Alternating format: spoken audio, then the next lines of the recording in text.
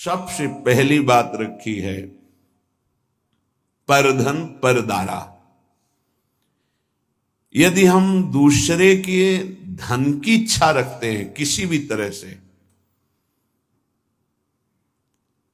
जैसे छल कपट करके कि हम तुमको अमुक अमुक सुविधा देंगे, हम तुमको अमुक पद प्रदान कर देंगे, अमुक दुख निवृत्ति कर देंगे, अमुक अनुष्ठान के द्वारा, ऐसा भागवतिक प्रलोभन देकर किसी से धन लेना,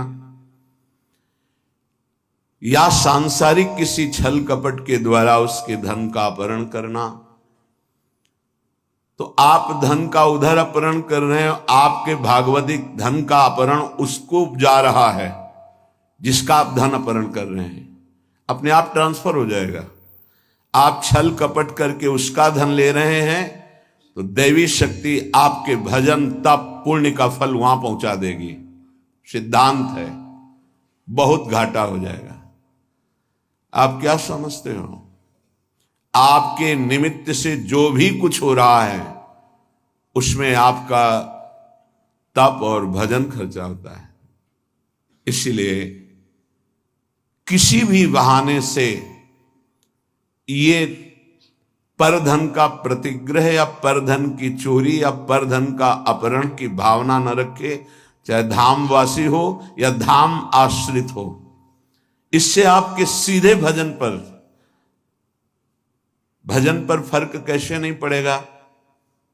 भावना है, प्रिया प्रीतम साथ चल रहे हैं, सखियां सामने संगीत बजा रहे हैं, तो हिसाब किताब प्रिया प्रीतम अपने पीछे उनकी सेवा में वो प्रार्थना कर रहे हैं, स्वीकृति हो रही, मेरी प्रियाजू की इच्छा, इसलिए कहीं कर्ता भाव नहीं, कहीं प्रतिग्रह का भाव नहीं, कहीं स्वीकृति भाव नहीं, कहीं अहम भाव नहीं।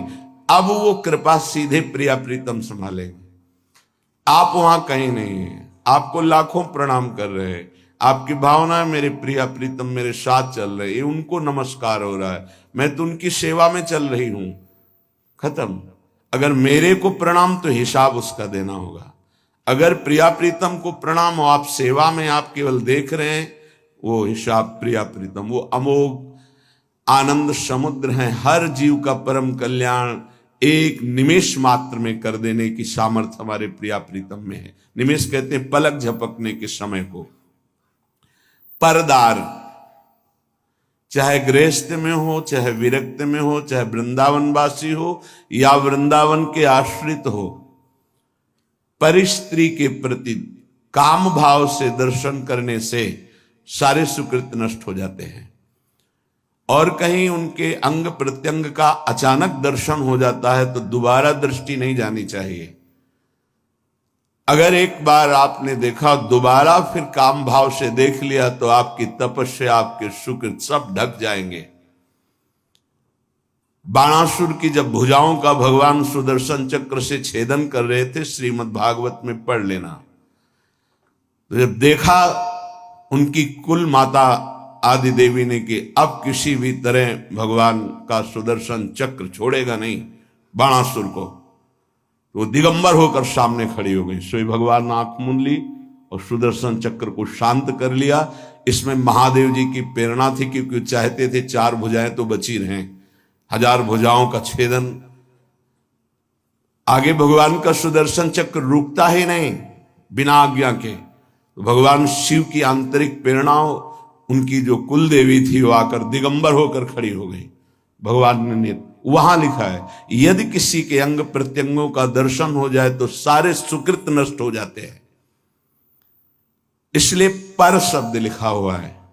गृहस्थ में भी है तो जो पराई माता बहनें हैं, अगर वृंदावन का आश्रय लियो, भगवत मार्ग के पथिक हो, तो दृष्टि एक बार जाने में क्षमा है।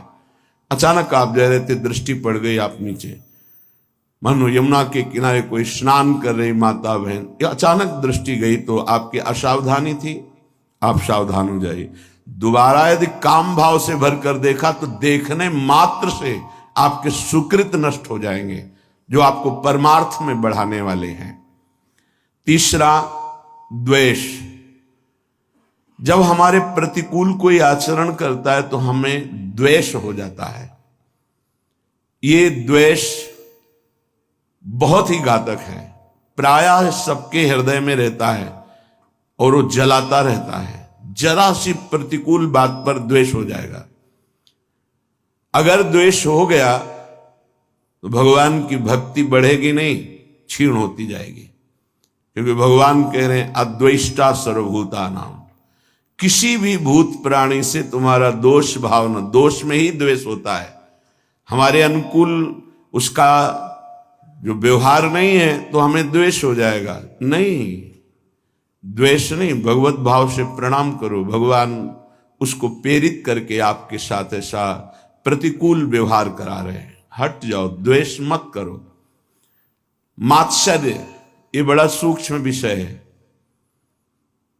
मेरे से अधिक ये बढ़ता जा रहा है किसी भी मार्ग में, और हृदय में जलन होना, इसे मात्सर्य कहते हैं। ये प्राय बड़े बड़े साधकों के भी अंदर रहता है। किसी की यश कीर्ति सुन करके जो हृदय में एक जलन होती है उसका नाम मात्सर्य है। मत्सरति, मेरे से आगे जा रहा है। भजन मार्ग में भी ये हो जाता है। इसलिए श्रीपाद ये विश्राम की तरफ वृंदावन महिमामृत जा रहा, सार सार बातें बता रहे हैं। मात्सर्य बहुत कठिन है छोड़ना। यदि भगवत भाव नहीं करोगे तो मात्सर्य नहीं छोड़ पाओगे। अंदर अहम रहता है तभी मात्सर्य का प्रादुर्भाव, ये बहुत जलाता रहता है, बड़े बड़े अपराध कराता रहता है। मेरे से आगे बढ़ा जा रहा है। किसी की यश कीर्ति सुनकर, किसी की बढ़ोतरी देखकर, किसी भी तरह से किसी को सुख में देखकर हृदय जो जलता है उसे मात्सर्य कहते हैं। लोभ, हर इंद्री के भोग का लोभ होता है। लोभ पास जय गल न बंधाया, सो नर तुम समान रघुराया। गोस्वामी तुलसीदास जी कह रहे, जिसने लोभ रूपी फांसी में अपने गले को नहीं बनाया वो साक्षात श्री भगवान का स्वरूप हो जाता है। लोभ पास जे गल न बंधाया, सो नर तुम समान रघुराया। चाहे वो स्त्री शरीर में उपासक हो, चाहे पुरुष शरीर में, किसी भी वस्तु का, किसी भी भोग का लोभ नहीं होना चाहिए। किसी भी धन का, स्वर्ण का, पद का लोभ बहुत तरह का होता है। लोभ एक रख लो तो सब लोभ खत्म हो जाएंगे। नाम बढ़ाने का लोभ, नाम जपने का लोभ, कितना नाम अधिक जप लूं इसका लोभ बढ़ा लो तो ये सब लोभों को नष्ट कर देगा। अनृत, झूठ बोलना उपासक के लिए बहुत हानिकारक है। झूठ बोलना नहीं, चालबाजी, छल कपट का व्यवहार उपासक के हृदय में। संत सरल चित जगत हित, जान स्वभाव स्नेह। जिनका स्वभाव प्रेममय होता है, चित्त सरल होता है, कोई छल कपट हृदय में नहीं होता, वो संत मार्ग का पथिक संत है। अनृत, झूठ बोलना नहीं होना चाहिए। संतों का मार्ग विश्वास और श्रद्धा से होता है।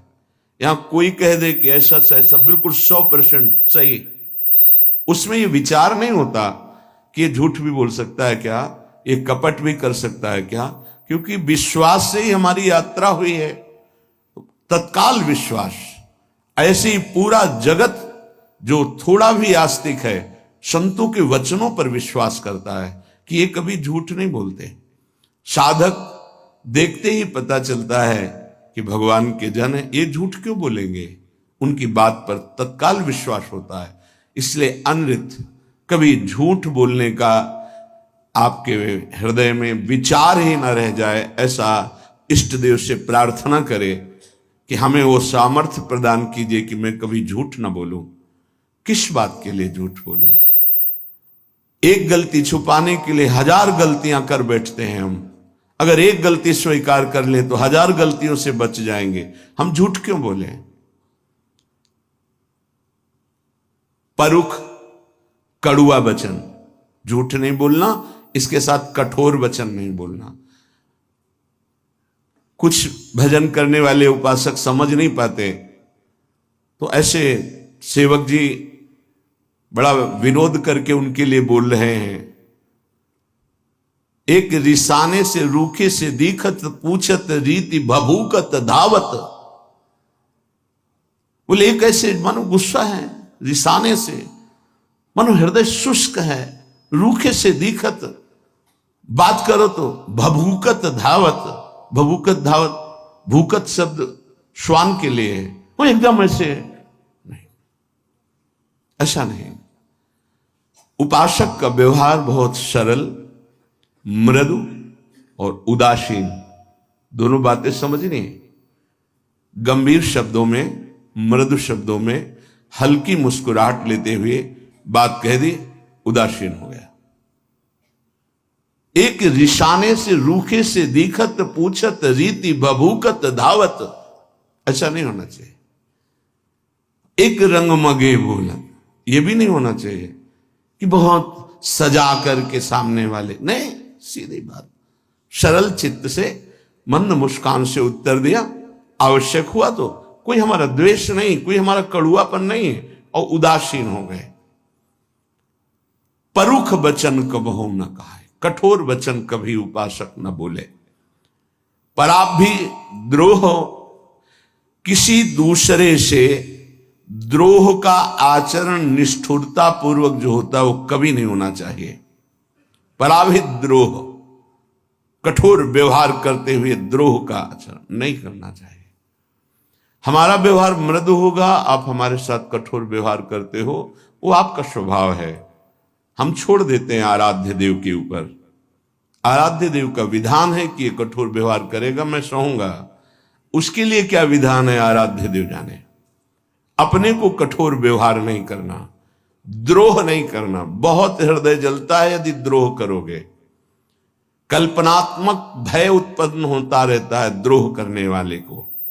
कभी द्रोह करने वाला शांति से नहीं रह सकता है, इसलिए किसी से द्रोह ना करे। अपने से जो द्रोह करे उसको भी नमस्कार करे। हम द्रोह की भावना पुष्ट नहीं होने देंगे। आप अपनी तरफ से करो, हम आपको नमस्कार करेंगे। हमारा परमार्थ का मार्ग है, आप स्वार्थ में इसलिए समझ नहीं पा रहे। मिथ्याभिलापान, उपासक को व्यर्थ की बातें करने की आदत पर शासन करना चाहिए। बहुत अच्छे अच्छे उपासकों के दर्शन होते हैं, बोलते ही नहीं, ऐसा लगता है बाणी ही नहीं, सेवा में लगे, कभी कोई बातचीत नहीं।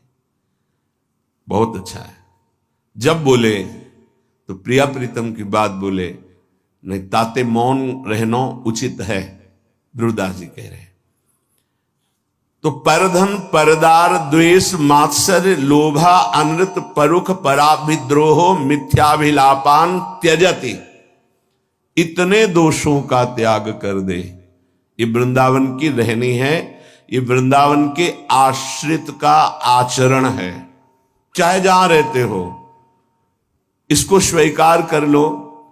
तो इह भक्तो राधिका प्राणनाथ है, श्री प्रिया प्रीतम जो हमारे प्राणनाथ हैं, इस आचरण से उसे अपना स्वीकार कर लेते हैं।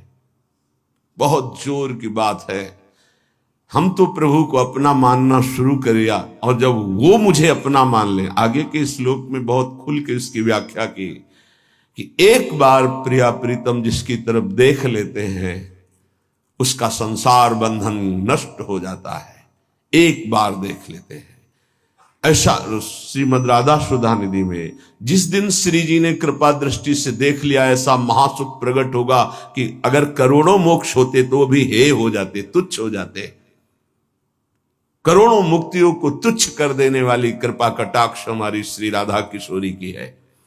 यहां कह रहे हैं यदि ऐसे आचरण आप करोगे तो प्राणनाथ का प्यार नहीं पा पाओगे, और अगर इन आचरणों का त्याग कर दोगे, जो अभी त्याज्य बताया गया, त्यजत इह भक्तो राधिका प्राणनाथ है, अगर इन दोषों को त्याग दिया नाम के बल से, आश्रय के बल से, तो तुम्हारे प्राणनाथ तुम पर प्रसन्न हो जाएंगे।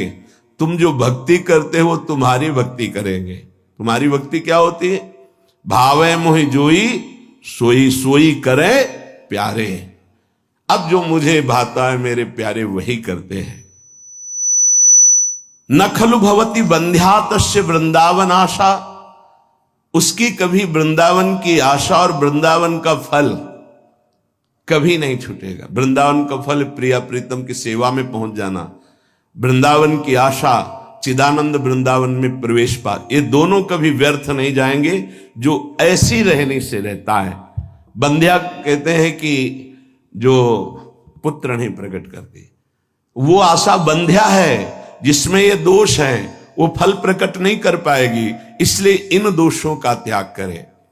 परधन का, परिस्त्री का, द्वेष का, मात्सर्य का, लोभ का, झूठ का, कठोर वचन का, दूसरे से कठोर द्रोह करने का, निष्ठुरता का और मिथ्या भाषण का जो त्याग कर देता है, प्रिया प्रीतम उसे अपना स्वीकार कर लेते हैं। निर्मर्यादाश्चर्य कारुण्य पूर्णो राधा कृष्णो पश्यतश्चेत् कदाचित्।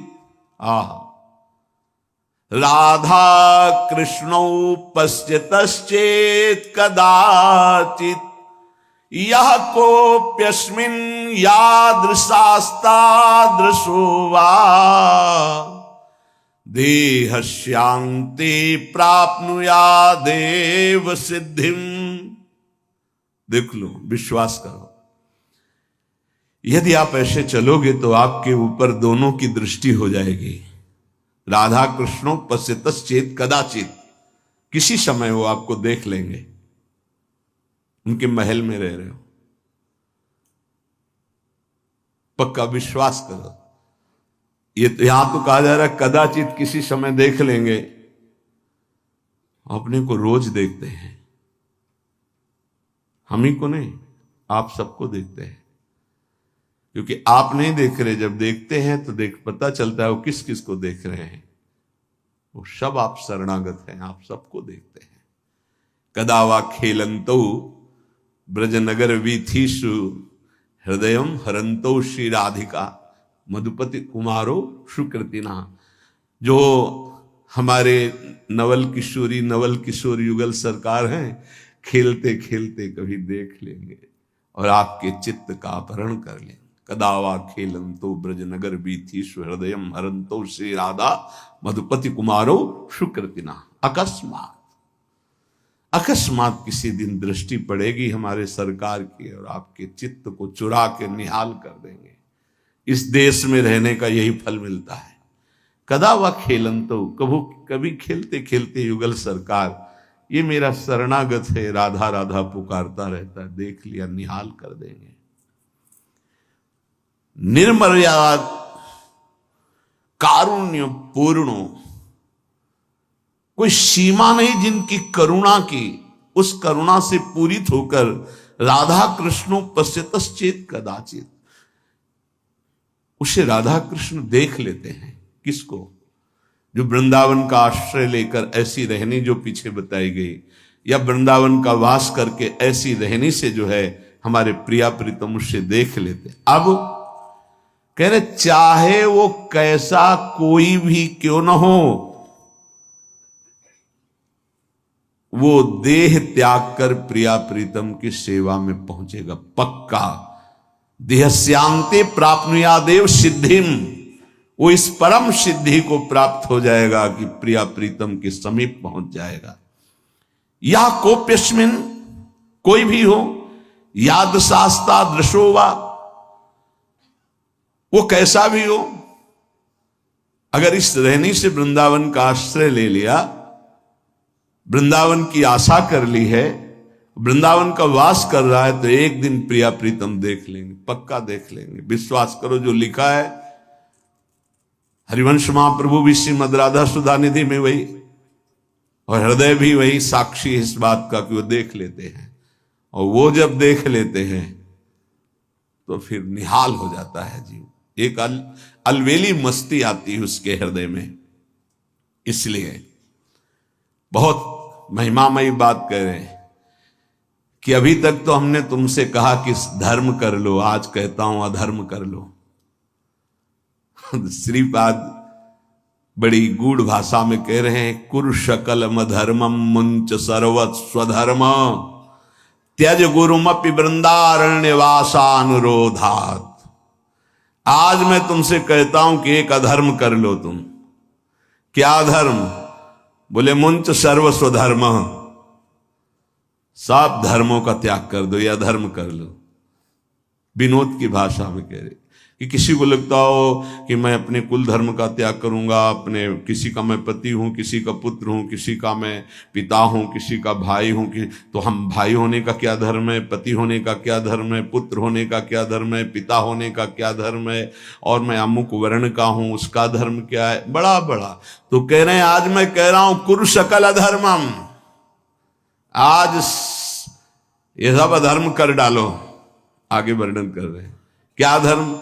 बोले यद्यपि अपना स्वधर्म पालन करना बड़ी महिमामय है, लेकिन मैं कह रहा हूं सा स्वधर्मम त्यज, छोड़ अपने धर्म को। अरे बोले भगवान तो कह रहे हैं स्वधर्मो निधनो श्रेय पर धर्मो भयावह। तो वही भगवान आगे कह रहे सर्वधर्मान परित्यज्य, वही श्रीपाद कह रहे। बहुत गूढ़ भाषा संतों की होती है। कह रहे कुरु सकल अधर्मम, ये जितनी मैं कह रहा हूं ये सब अधर्म कर डालो। क्या? बोले सर्व स्वधर्म त्यज, अपने स्वधर्म का त्याग कर दो। फिर क्या करो? बोले गुरुमपि त्याज्य, जो गुरुजन, यहां गुरुजन का शब्द गुरु से नहीं है, पूज्य जन है, बाबा हैं, परबाबा हैं, पूज्य जन हैं, जो जिनको हम गुरुजन की तरह आदर करते हैं, बोले उनकी भी अवहेलना कर दो, नहीं सुनना। वृंदारण्य वासानुरोधात, आप वृंदावन का आश्रय, वृंदावन के वास का अनुरोध प्रिया प्रीतम से करके ये सब कुछ छोड़ दो। सातो परम धर्म, ऐसा मत सोचना कि ऐसा करने से अधर्म हो जाएगा। बोले सातो परम धर्म, परम धर्म की प्राप्ति हो। गोकर्ण जी भी अपने पिता को आदेश करते हैं, धर्मम भजस्व सततम त्यज लोक धर्मान, लोक धर्म का त्याग करके परम धर्म का भजन करो पिताश्री। कैसे करूं? सेवन सदा साधु पुरुषं जहि काम तृष्णाम, सदा संत महापुरुषों की सेवा करो कामना और तृष्णा का त्याग करके, क्योंकि संत सेवा में बाधा पहुंचा देती है कामना और तृष्णा। दोष दर्शन हो जाएगा, आपको जलन हो जाएगी, ईर्ष्या हो जाएगी। यदि कामना है, जही काम तृष्णाम, तृष्णा है, ये आपको बाधा पहुंचा देगी। नहीं तो लोक धर्म का त्याग कराकर भागवत धर्म में स्थित करने की सहज सामर्थ्य साधु समागम से प्राप्त हो जाती है। बहुत ऊंची बात कह रहे हैं। सातों परम धर्म, परम धर्म बन जाएगा। च भक्ति, परम भक्ति बन जाएगी। सा गुरुणाम सेवा, परम गुरुजनों की सेवा बन जाएगी। किल कलुष राशिर यदि वासांतराय, यदि वृंदावन धाम का तुम्हें वास मिल गया, आश्रय मिल गया, तो सबका कल्याण हो जाएगा। तुम्हारे माता पिता प्रपितामह जितने भी हैं, 14 आगे की 7 पीछे की 21 पीढ़ियां परम पद में चली जाएंगी यदि भजन परायण हो गए। पर बड़ा कठिन है, इन बातों को समझ पाना बड़ा कठिन है। भगवत प्राप्ति ही जीवन का परम लक्ष्य है। और देखो जैसा वातावरण होता है उसका प्रभाव पड़ता है। सिद्ध पुरुषों की बात अलग है, साधकों को भागवतिक वातावरण यदि मिले तो बहुत जल्दी भक्ति का प्रादुर्भाव होकर के उसका बढ़ना हो जाए। जैसे आप यहां सुन रहे हैं तो भागवतिक आकर्षण हो रहा है, अभी आप बाहर निकले तो सांसारिक आकर्षण धूल डाल देगा। ये जो चिंतन बन रहा है, लक्ष्य बन रहा है, बैठे बैठे देखो लक्ष्य बन रहा है, दोषों के त्याग का और भगवत प्राप्ति का कहीं न कहीं बीज पड़ रहा है। बाहर जाते ही ऐसे केमिकल छिड़क दिए जाएंगे कि वो अंकुरित ही नहीं हो पाएगा। माया का बड़ा प्रभाव है। तो कैसे हम बाहर बचे? हृदय में आश्रय और मुख में नाम जप है, पक्का कोई भी प्रभाव नहीं कर पाएगा। नाम जब चल रहा है, हृदय में आश्रय है। राधा मधुपति पदाम्बुज भक्ति रसपूर दूर मुक्तस्य अजितेन्द्रियस्य कृपया मम वृंदारण्यमाश्रयो भवतु। ना तो किसी प्रेमी का संग हुआ और ना इंद्रियों पर विजय प्राप्त की, तो क्या भजन बनेगा? बोले हम तुम्हें उपाय बता रहे हैं, यदि तुम वृंदावन आ गए तो दोनों बातें हो जाएंगी। अजितेंद्रिय होते हुए भी तुम्हें भगवत प्राप्ति हो जाएगी। और भगवत प्रेमियों का संग तो यहां गली गली में है, वो करा देंगे, प्रभु करा देंगे। राधा मधुपति पदाम्बुज भक्ति पक्का जागृत हो जाती है। वृंदावन का आश्रय मिला जहां, तो फौरन वो आपको रसिकों का संग करा देगा।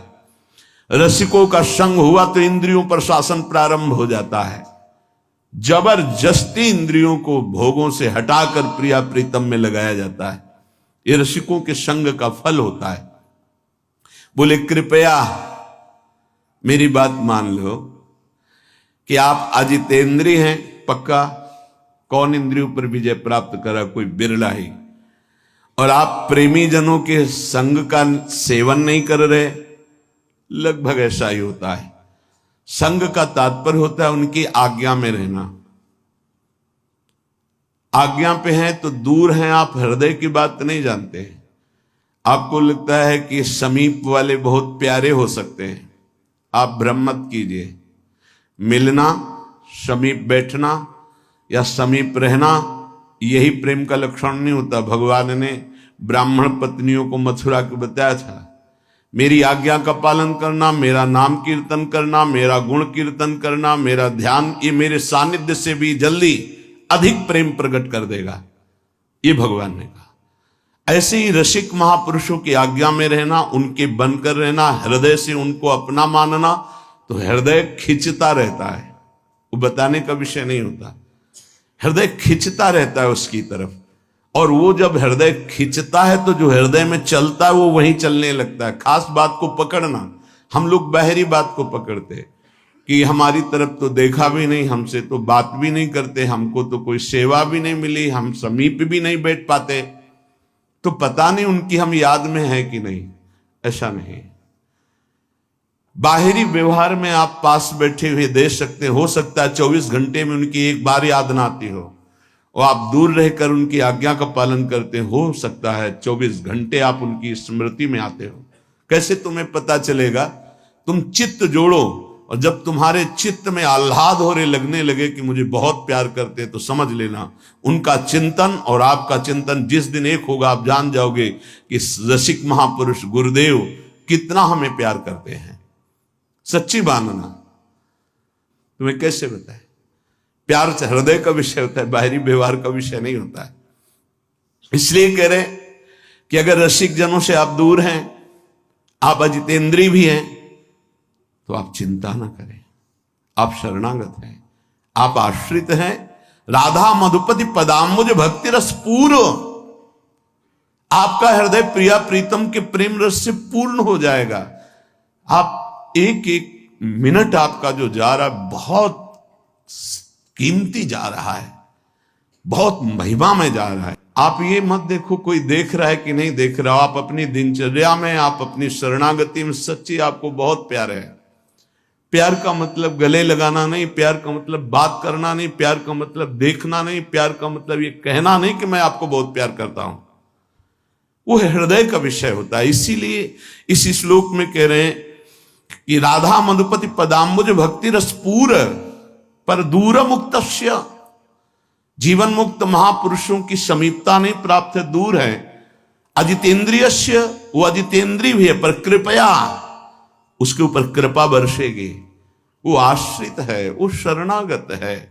तो मम वृंदारण्यमाश्रयो भवतु, कभी कृपा हो जाए मुझे वृंदावन का आश्रय मिल जाए, वृंदावन का वास मिल जाए।